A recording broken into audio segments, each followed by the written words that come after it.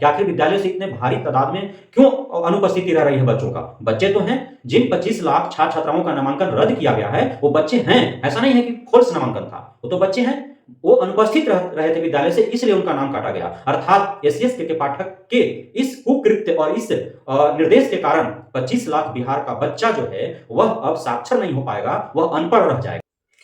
नमस्कार दोस्तों, मैं राकेश वर्मा आप सभी का स्वागत करता हूं आपके अपने परिवार एसएम गुरुकुल पर। साथियों, शिक्षा विभाग के एससीएस के पाठक से पूरे बिहार के सिर्फ शिक्षक शिक्षिकाएं ही नहीं, छात्र छात्राएं ही नहीं, अधिकारी पदाधिकारी कर्मचारी ही नहीं, बल्कि मुख्यमंत्री, शिक्षा मंत्री, विपक्ष, राज्यपाल, राजभवन, विश्वविद्यालय कुलाधिपति, कुलपति, कुलसचिव, रजिस्ट्रार, एग्जाम कंट्रोलर, महाविद्यालय के छात्र छात्राएं, विश्वविद्यालय के छात्र छात्राएं सभी परेशान हैं। लेकिन एससीएस के पाठक के ऊपर दर्जनों विवाद होने के बावजूद, अलग अलग क्षेत्रों के लोगों से घिरे होने के बावजूद एक खुद में सुधार नहीं ला पा रहे हैं। राज्यपाल के द्वारा इन्हें एक नहीं कई बार इन्हें गच्चा खाना पड़ा है, मुंह की खानी पड़ी है। लेकिन एससीएस के पाठक एक ऐसा आईएएस है जो धूल झाड़ के उठ जाने वाले व्यक्ति हैं। राज्यपाल जब महागठबंधन की सरकार थी, जब नीतीश तेजस्वी की सरकार थी, उस समय भी पूरे बिहार भर के लगभग 25 एमएलसी उनसे मिले थे। एससीएस के पाठक के द्वारा जब एक एमएलसी का पेंशन रोक दिया गया था, साथ ही कई ऐसे अमानवीय निरंकुशता भरा पत्रांक जारी किए गए थे उन्हें लेकर के। उस समय माननीय राज्यपाल ने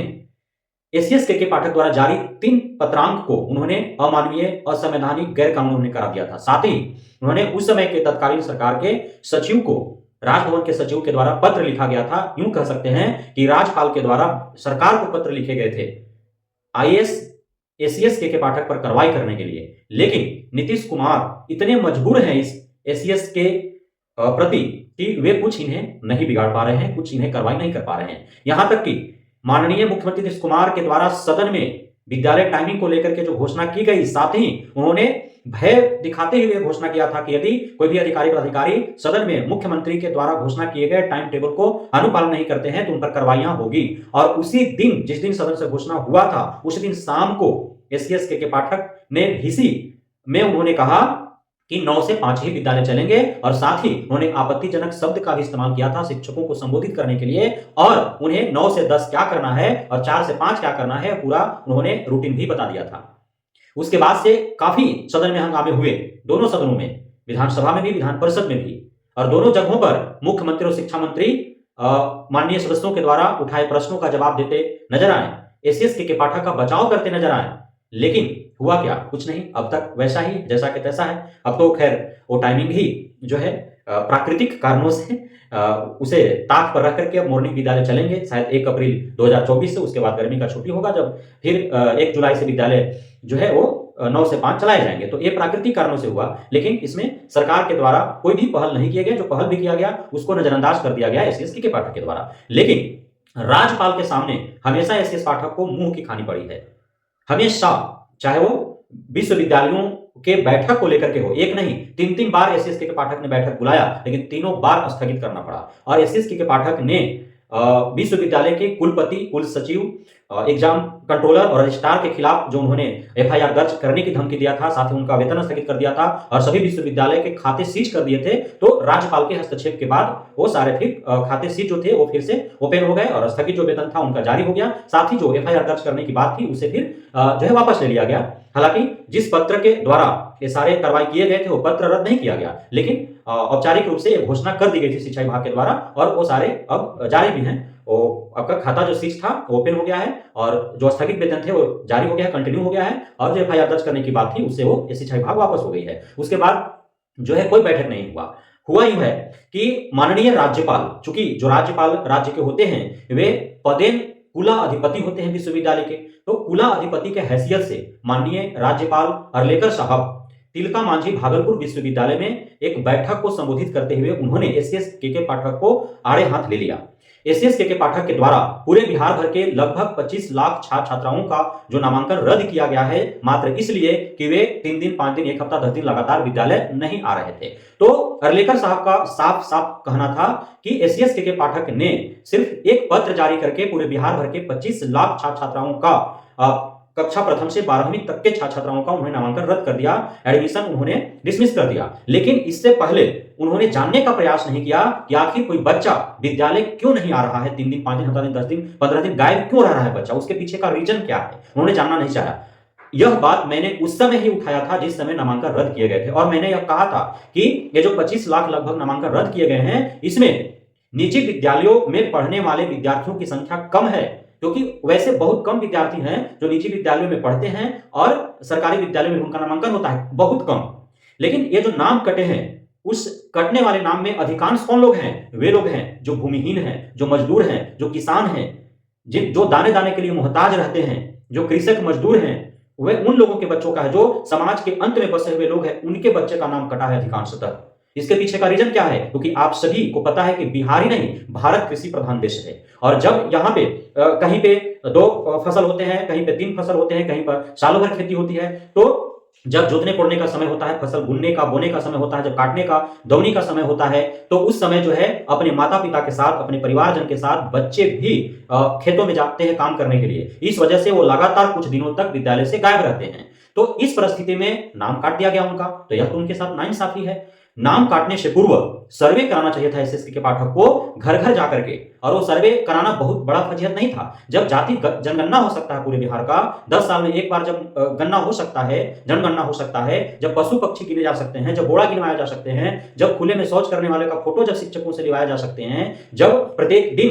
उन्हें दोपहर में सैकड़ों की तादाद में छात्र छात्राओं का जब भोजन करवाया जा सकते हैं विद्यालयों में, अन्य जब आपने देखा कई बार जो है मानव श्रृंखला लगवाया गया माननीय नीतीश कुमार के द्वारा, इस प्रकार के कई काम किए जाते हैं। बीएलओ रहते हैं, इलेक्शन ड्यूटी उनसे लिया जाता है, उनसे मतगणना करवा लिए जाते हैं, वो कॉपी जांच के लिए उनको भेजा जाता है, अन्य कई प्रकार के उनसे कार्य लिए जाते हैं। साक्षरता जागरूकता, स्वच्छता जागरूकता, जो है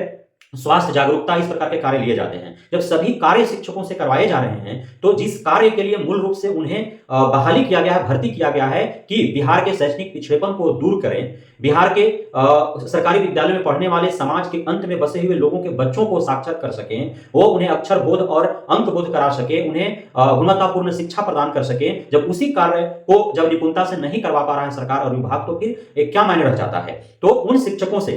जो विद्यालय है जहां पे शिक्षक हैं, क्योंकि अब तो प्रत्येक विद्यालयों में शिक्षक पर्याप्त हो चुके हैं, तो उन शिक्षकों में से कुछ शिक्षकों को प्रधानाध्यापक को यह ड्यूटी दी जाती कि अलग अलग क्षेत्रों में अलग अलग दिन विद्यालय से ही शिक्षक जाते, और वे अपने पोषक क्षेत्र जो है, जिन जिन गांवों से उस विद्यालय में पढ़ने के लिए छात्र छात्राएं आते हैं, वहां पे जाकर के उन बच्चों से, वहां उनके अभिभावकों से वो मिलते और उनसे कारण जानने का प्रयास करते कि आखिर उनका बच्चा लगातार विद्यालय से क्यों गायब रह रहा है। हो सकता है कुछ ऐसे कारण हो कि वो विद्यालय आने में असमर्थ हो सकता है उसके माँ बाप बूढ़े हो सकता है उनके माँ बाप लगातार बीमार रह रहे हो सकता है उसी बच्चे के कंधे पर पूरे परिवार की जिम्मेदारी हो जिसकी वजह से वो विद्यालय नहीं आ पा रहा हो। तो इस प्रकार के बहुत सारे ऐसे हैं बच्चे हमारे आपके बीच जिनके कंधे पर पूरे परिवार का जिम्मेदारी होता है, पढ़ाई के साथ साथ उन्हें परिवार भी उनको चलाना होता है, इस वजह से वो लगातार विद्यालय नहीं जाते हैं, बल्कि जिन्हें पढ़ने में रुचि होता है, रुझान होता है, वे कहीं कोचिंग ट्यूशन में वो घंटा 2 घंटा अवश्य पढ़ते हैं, लेकिन विद्यालय चूंकि 6 घंटा 7 घंटा जाना होता है इसलिए वो नहीं जा पाते हैं। तो इन सभी कारणों को जानने की चेष्टा करना चाहिए था एसएससी के पाठकों को, बिहार सरकार को इससे संज्ञान लेकर के कार्य करने चाहिए थे कि आखिर विद्यालय से इतने भारी तादाद में क्यों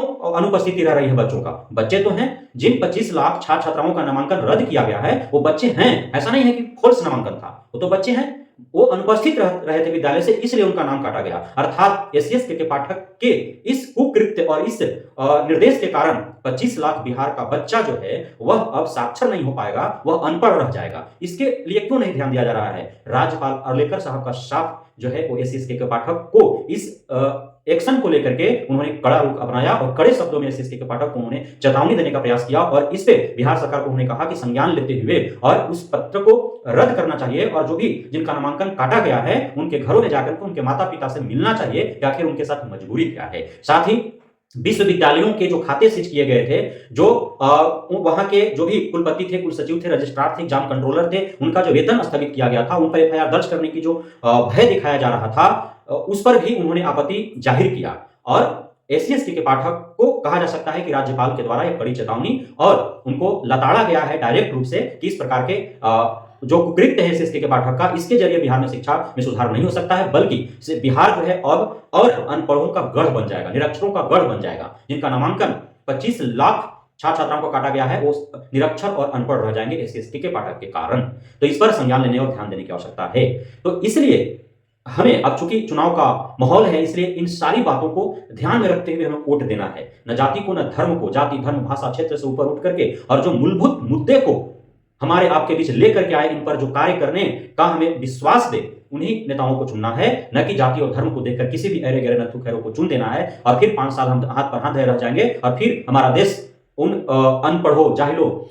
जो नेता बन जाते हैं और उनके द्वारा जो कुकृत्य किए जाते हैं, उसके 5 साल के कार्यकाल के कारण हम 50 साल पीछे चले जाते हैं। तो ये हमारे अंदर विवेक होना चाहिए। मत सबका जो है, अपना मत का अधिकार का प्रयोग करना है, लेकिन सही जगह पर सही नेता को चुनना है। बहुत बहुत धन्यवाद आप सभी साथियों का हमारे साथ जुड़े रहने के लिए, बढ़ रहने के लिए, इतना प्यार देने के लिए, हम पे भरोसा बनाए रखने के लिए। जय हिंद।